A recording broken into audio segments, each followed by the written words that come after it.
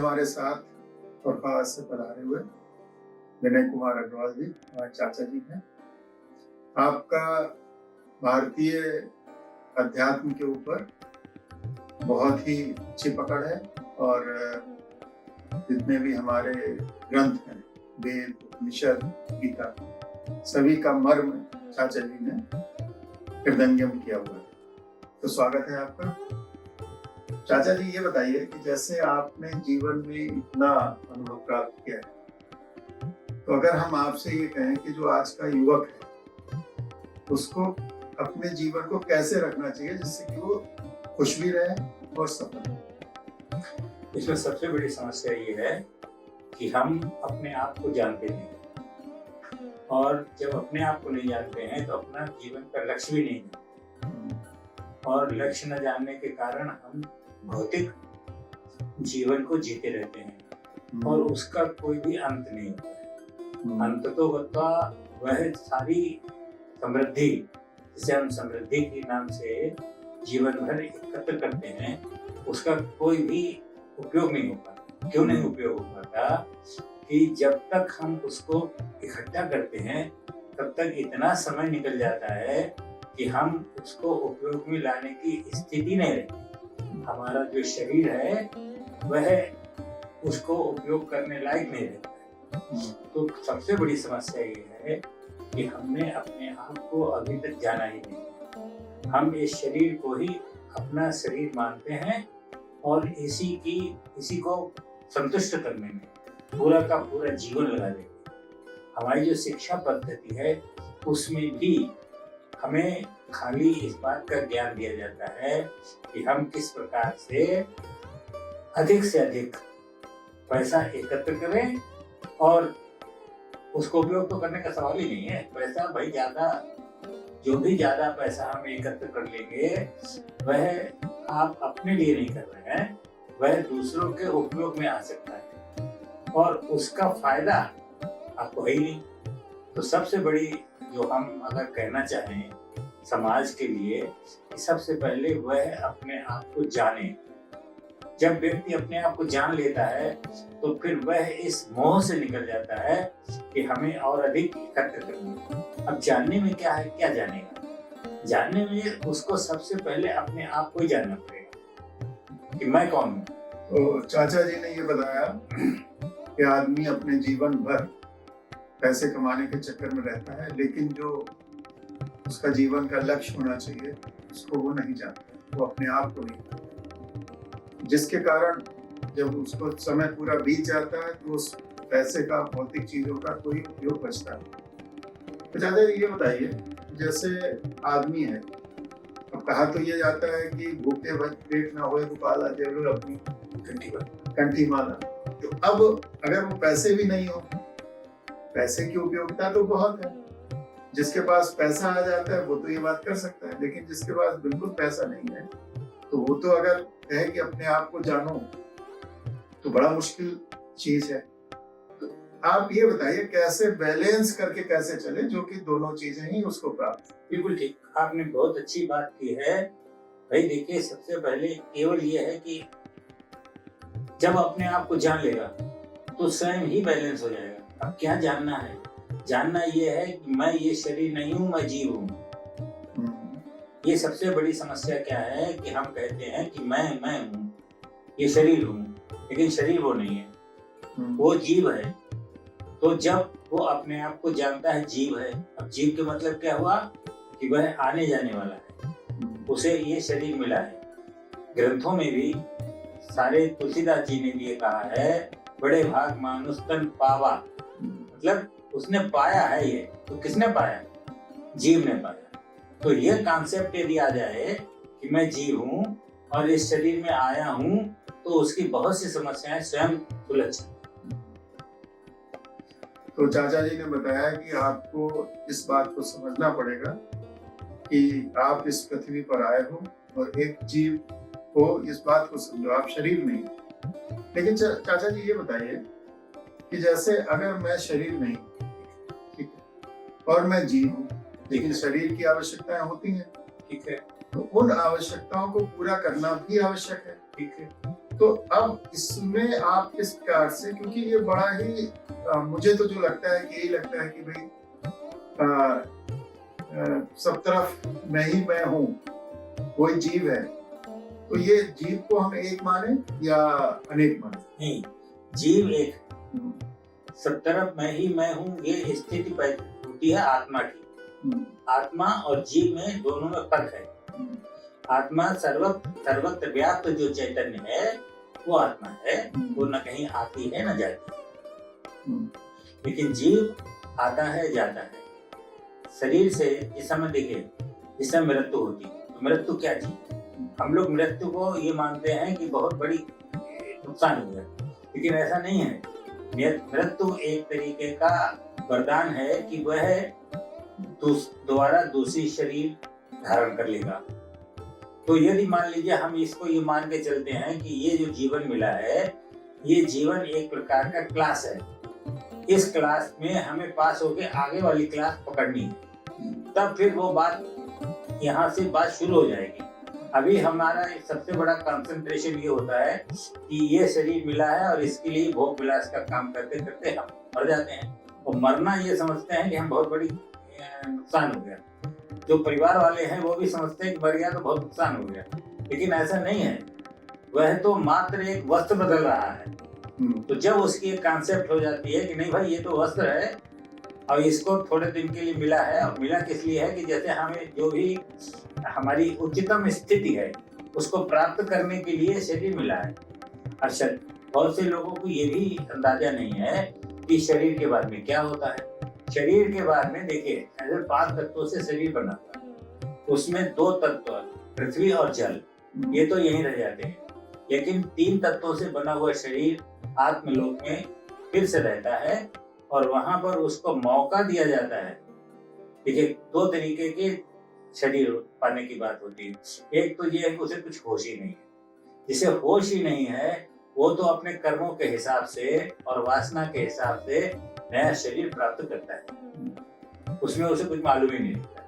लेकिन जो होशमंद आदमी है, जो जीव जो शरीर ले रहते हुए होश में आ गया है, तब फिर शरीर छोड़कर वो जाएगा, तभी वो होश में रहेगा। वहां पर उसका चॉइस चलती है कि भाई अब आप बताइए कौन सा शरीर आपको लेना है।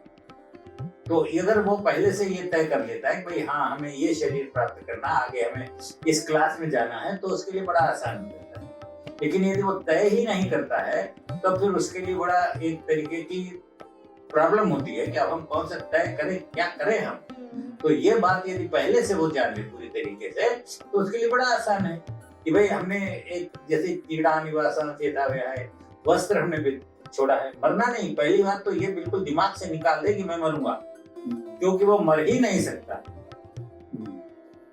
ईश्वर अंश जीव अविनाशी, तो वो उसके दिमाग से ये निकल जाए कि भाई मैं मरूंगा, ये निकल जाए, केवल वो वस्त्र बदलेगा, तो उसमें क्या दिक्कत? तो इसमें चाहते हैं क्या कैसे कर्म करने चाहिए? जैसे काम करते वैसे करो। अच्छा, काम जैसे करते हो वैसे करो, क्योंकि वो तुम्हारा प्रारब्ध है, उससे हम नहीं बच सकते हो, बचना भी नहीं चाहिए, नहीं तो नया कर्माशय और बना लो। बिल्कुल सहज भाव से जीवन को व्यतीत करो, लेकिन ये जान लो कि भाई मुझे ये शरीर मिला हुआ है। इसके बाद जैसे कि हम लोग इंटर पास करते हैं, उसके बाद बीए पास करते हैं, उसके बाद एमए पास करते हैं, तो ये ही तरीका है कि जैसे कि अगर हमने ये कोई काम शुरू किया और हमारे दिमाग में ये है कि भाई हमें ये वाला और काम करना है, तो दोबारा वो मौका मिलेगा आपको, आप दोबारा शरीर लेके आ जाइए। और यदि आपको जानते हैं कि नहीं भाई, इसके आगे हमें परमात्मा को प्राप्त करना है, ब्रह्म को प्राप्त करना है, भगवान को प्राप्त करना है, तो अंतिम सीढ़ी है, यदि उसकी हम पहले से ही तैयारी करते हैं तो बड़े आसानी से आप परमात्मा को प्राप्त कर लोगे।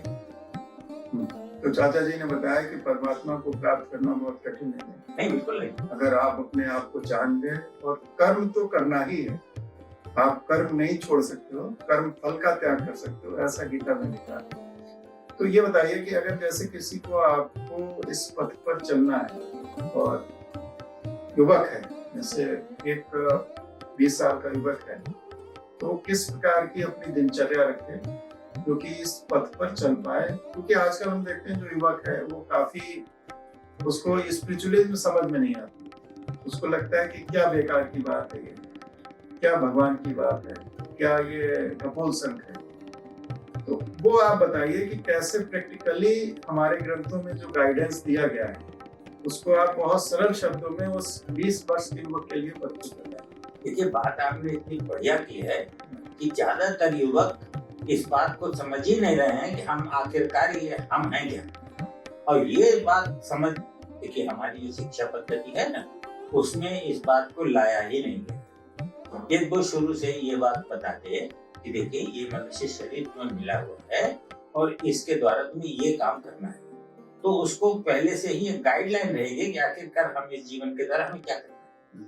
और जब ये हो जाएगा तो जो भ्रष्टाचार, अनाचार, अत्याचार, ये सब स्वयं अपने आप समाप्त हो जाएगा। क्योंकि उसके दिमाग में ही नहीं बात है, अभी तो वो जानता ही नहीं है कि आखिरकार ये मनुष्य शरीर है क्या, हम क्यों आए मिले हैं, क्यों मिला है, हमें इसका मतलब ही नहीं पता। तो ये कमी होने की वजह से, शिक्षा की पद्धति की कमी होने की वजह से हमारी जितनी भी शिक्षाएं हैं वो धर्म ग्रंथों में है। और धर्म ग्रंथ जो है वो आजकल एक तरीके से ये दशा है जैसे कि एक व्यक्ति को बीमारी हो गई। अब बीमारी हो गई तो उसने कहा कि भाई अब डॉक्टर के यहाँ गया, डॉक्टर ने दवा लिख दी और डॉक्टर ने कह दिया कि भैया ये 4 बार खाना। अब उसने क्या करा कि डॉक्टर की फोटो लगाई और 4 बार खाना कहता पढ़ता रहा और एक बार भी नहीं चला। वो स्थिति। तो कुछ आप ऐसी प्रैक्टिकल बात बताओ कि किस प्रकार से वो दिनचर्या रखे वो, जो कि ये जो शिक्षा नहीं दी गई है वो अगर सरल शब्दों में हम कहें, क्योंकि जो ग्रंथ है वो एक मार्गदर्शक हमारे, और उनको अगर हम पालन करें तो वो हमारे लिए, जैसे कि कहते हैं कि भाई हनुमान जी की तरीके से रहो, राम की तरीके से रहो, कृष्ण की तरीके से रहो, ये सब ऊंचे मापदंड हैं। तो किस प्रकार से कोई व्यक्ति अपना दिनचर्या बनाए? अगर आप उनको ये कहो कि आप उनको 5 गाइडेंस देना चाहो कि ये करो ये करो ये करो, तो आपको क्या 5 गाइडेंस देना चाहो? बहुत अच्छी बात पूछ रहे हैं आप। ज्यादातर जो हमारे युवक या नवयुवक या बड़े लोग भी हो गए, वो भी इस सच्चाई को नहीं जानते हैं कि भाई आखिरकार हम क्यों आए, तो कहाँ जाएंगे, हम क्या करें। हमारी सबसे बड़ी समस्या है, सबसे बड़ी समस्या ये है कि हम मृत्यु के बाद की बात ही नहीं जानते। हम मृत्यु के बाद की जो कहानी है वो बिल्कुल अनदेखी और अबूझ मानते हैं। जबकि अगर ये सच्चाई पूरी की पूरी समझ में आ जाए कि भाई ये मौका मिला हुआ, तब फिर क्या करेंगे। अब जीवन को कैसे करेंगे? जीवन को वह जैसे शरीर मिला हुआ है, इस शरीर को वह स्वस्थ रखे। तो पहली चीज बताइए, स्वस्थ रखे। हाँ बिल्कुल। और स्वस्थ रखने के लिए क्या है, जीवन की दिनचर्या है कि प्राणायाम जरूर करना चाहिए। प्राणायाम जरूर करें। 5 प्रकार के प्राणायाम होते हैं। उन प्राणायाम को में से जो अनुलोम विलोम प्राणायाम है वो सरल है और सब लोग उसे बड़े आसानी से कर सकते हैं, तो वह तो अपने जीवन में उसे उतार ही लेना चाहिए। दूसरी बात यह है कि जितना भी ये जो भोजन है, भोजन का जो जंक फूड है, उसे सेवन नहीं करना चाहिए, क्योंकि ये हाथों में जाके आपके शरीर को खराब करता है। तो आपकी जिम्मेदारी बनती है कि जो मनुष्य शरीर हमें मिला है इसको हम स्वस्थ रखें। और स्वस्थ रखने के लिए जो भोजन है, खान पान है, जो आचार विचार है, उसको संभाल कर रखना चाहिए, तो स्वस्थ रहेगा। ठीक है। तो एक तो आपने बताया कि स्वस्थ रहने के लिए प्राणायाम करें, बहुत जरूरी, और थोड़ा सा योग भी करना चाहिए। बिल्कुल, शरीर को स्वस्थ रखने के लिए सारी बातें जरूरी है। खाना पीना में ध्यान रखें, जो जंक फूड है वो नहीं खाए, और इसके अलावा वो शाम को 6 बजे के बाद खाना ना खाए तो समझ लीजिए कि बीमारी के 80% बीमारी उसकी खत्म। तो देखिए, इससे अच्छा कौन सा डॉक्टर मिल सकता है जो ये बताए कि अगर आप, और हमारे यहाँ तो देखिए जितने भी धर्म ग्रंथ हैं, जैनिज्म में तो साफ है कि भाई आपको 6 बजे के बाद खाना नहीं खाना चाहिए, और उपवास की बहुत महत्व दिया गया है। तो ये हमारे सब ग्रंथों में लिखा हुआ है। तो आप अगर आप अच्छा खाना खाते हैं, कम खाते हैं और 6 बजे से पहले खाते हैं, प्राणायाम करते हैं, योग करते हैं, और इसके अलावा और ये 2-3 चीजें हो गई। तो जो भी कार्य आपको दिया है, हाँ, जिस कार्य में भी आप संलग्न हैं, उस कार्य को आप पूरे मनोयोग से करें। उसमें आप आधा मन लगा के जब काम करते हैं तो काम में सफलता भी नहीं प्राप्त होती है और उत्साहट भी होती है। तो गिव योर 100%, जो हाँ। कर रहे हैं उसमें 100% है। हाँ। और जीवन में 100% का बड़ा इंपॉर्टेंस है। तो जब आप 100% देंगे तो खुश भी रहेंगे और सफल भी रहेंगे, और सबसे आपको कभी आत्मग्लानि नहीं होगी कि मैंने ये काम ढंग से नहीं किया, क्योंकि जब आप 100% देते हैं तो खुशी ये होती है कि मैंने अपना पूरा दिया हुआ है, फिर रिजल्ट चाहे कुछ बिल्कुल भी यही हो। बात। इसके अलावा रिजल्ट का कोई मतलब ही नहीं है। जो काम हमें दिया गया है हमने 100% किया, रिजल्ट तो हमें जरूरत ही नहीं है। रिजल्ट तो उसे जरूरत होगी जो कि यहाँ हमेशा रहे। हाँ, गीता में भी कहा गया है कि कर्म फल प्रत्या कर्मण्य वदकारस्ते मा फलेश पदा। भाई हमें रिजल्ट की तब जरूरत है, हमें किसी चीज की तब जरूरत है जबकि हमारा परमानेंट यहाँ रहना हो। हमें परमानेंट रहना ही नहीं है। ये बहुत अच्छा बताया चाचा जी ने कि थोड़े समय के लिए आप इस पृथ्वी पर आए, हाँ, परमानेंट होने। अपनी क्लास हम अटेंड करने आए हैं। हम तो हमारा तो ये है कि हम अब उस क्लास को पास करके अगली क्लास में हमें जाना है। तो लक्ष्य अगली क्लास। हाँ, तो हमें मतलब ही नहीं है कि हमें क्या मिला क्या नहीं मिला, इससे क्या मतलब हमारा। जी, तो आज चाचा जी ने जीवन का पूरा सार बहुत छोटे से स्वरूप में बता दिया कि आप स्वस्थ रहें, इस तरीके का प्रयास करें, स्वस्थ रहे, मस्त रहे, और क्या करना है। हाँ, और केवल अपने आप को जानते रहे। जब तक आप जानेंगे नहीं अपने आप को तब तक आपकी मृत्यु भी बेकार हो जाएगी। हाँ, मृत्यु भी आपकी तभी कारगर है जबकि आपने अपने आप को जान लिया, वरना मृत्यु बेकार। तो अपने को जानने की कोशिश करें, और जानने में जैसा कि बताया कि आप शरीर नहीं हो, शरीर एक वस्त्र की तरीके से है, जैसे गीता में कहा गया है। तो आप इस तरीके से रहें। और देखिए, सच्ची बात ये है कि हमारे जो ज्ञान है वो संसार संबंधी ज्ञान है। और मजे की बात एक में बताए, देखो ये पूरा का पूरा शरीर है, ये शरीर अपने आप को जानता ही नहीं है। आपने कभी महसूस किया कि जैसे कि ये उंगली है, हाथ है, कान है, कोई जानता है? हम जानते हैं इसे। ये जितना भी शरीर है उसे हम जानते हैं, शरीर नहीं जानता अपने आप को। तो हमने अपने आप को जब जाना कि भाई हम जानने वाले हैं, सबसे बड़ी बात क्या है? सच्चित आनंद, सच्चित आनंद। हाँ, तो उसमें क्या है? सत क्या है? सत वो है जो सदैव रहता है। तो इस शरीर में जो सदैव रहने वाला है वो मैं हूँ। बात बाकी सारा का सारा जड़ है। तो ये तो एक शरीर की हमने बात की। इसी प्रकार से पूरा का पूरा संसार जड़ है, उसमें चेतन कौन है? मैं, केवल मैं, केवल मैं ही इस जगत में चेतन हूँ। तो इस बात को जब अनुभव करने लगो तब फिर अपने आप ही सहज रूप से सारे के सारे काम होने लगते। सबसे बड़ी बात यह है कि भाई ये बहुत बड़ी बात है ये कि हम शरीर को मानते हैं और ये शरीर जड़ है। इसी प्रकार से संसार को मानते हैं, संसार जड़ है। वो अपने आप नहीं जानता है। भाई आप अपनी अंगूठी को, इसको, उसको उठा के देखे, वो क्या जानता है? हम जानते हैं। तो जानने वाला मैं हूँ। तो इस बात को जब जान लिया जाता है फिर क्या प्रॉब्लम रह जाती है? फिर तो शरीर छोड़ के आराम से चले जाओ। तो अगले जीवन की तैयारी कीजिए और आनंद से रहिए, खुश रहिए, चुस्त रहिए, दुरुस्त रहिए, मस्त रहिए। और फिर मिलेंगे हम आपको इसी प्रकार के ज्ञान के साथ। चाचा जी से फिर बात करेंगे।